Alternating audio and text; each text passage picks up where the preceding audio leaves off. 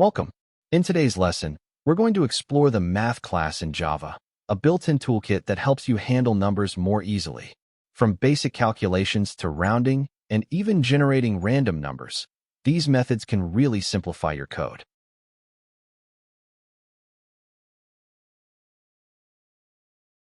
Now let's explore some of the most useful rounding methods in the math class. First, we have Math.ceil. This method always rounds a number up to the nearest whole number. For example, Math.ceil 4.3 returns 5.0. Next is Math.floor. This one does the opposite. It always rounds down to the nearest whole number. So, Math.floor 4.8 gives you 4.0. Then we have Math.round, which rounds to the nearest integer. If the decimal is 0.5 or higher, it rounds up. Otherwise, it rounds down. For example, Math.round 4.5 gives 5, but Math.round 4.4 gives 4. There's also Math.rint, which works like round, but it returns a double, and it follows a special rule. If the number is exactly halfway between two integers, it rounds to the even one. For instance, Math.rint 4.5 returns 4.0, while Math.rint 5.5 returns 6.0. Run this example to see the actual results in your console. These methods are super helpful when working with money, measurements, or any values where precision and rounding rules matter.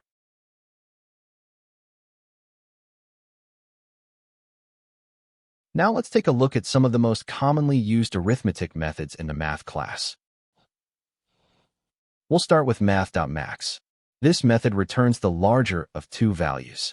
For example, if you call Math.max 1542, it returns 42. Next is Math.min, which does the opposite.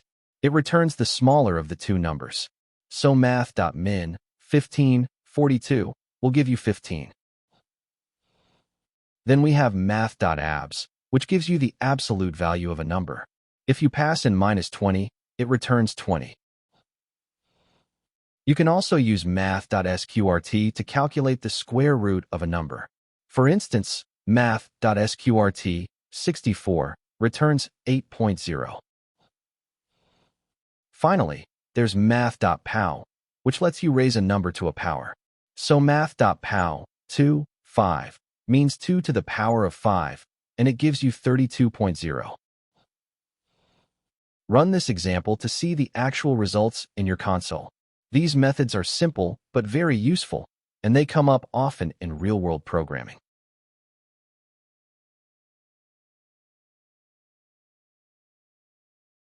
The math class also lets you generate random numbers using the Math.random method. This method returns a random double value that is greater than or equal to 0.0 and less than 1.0. In other words, it gives you a number somewhere between 0 and 1, but it never actually reaches 1. For example, calling Math.random might return something like 0.734 or 0.092. If you want a random number within a specific range, say, from 0 to 99, you can multiply the result. Math.random *100 gives you a random integer from 0 to 99. Keep in mind that this method is great for simple use cases, but for more control or randomness in games or simulations, Java also has a random class in java.util. Run this example to see the actual results in your console.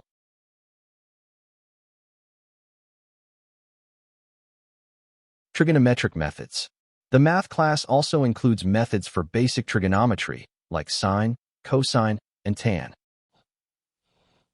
These methods take angles and radians, not degrees.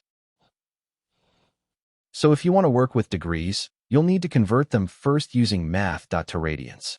You can also do the reverse with math.to-degrees. Run this example to see the actual results in your console. These methods are useful in geometry, animations, simulations, and anything involving angles or circular motion. And that's it. Now you've got a solid overview of what the math class can do and how to use it in your programs. Try experimenting with these methods in your own code. The best way to learn is by doing.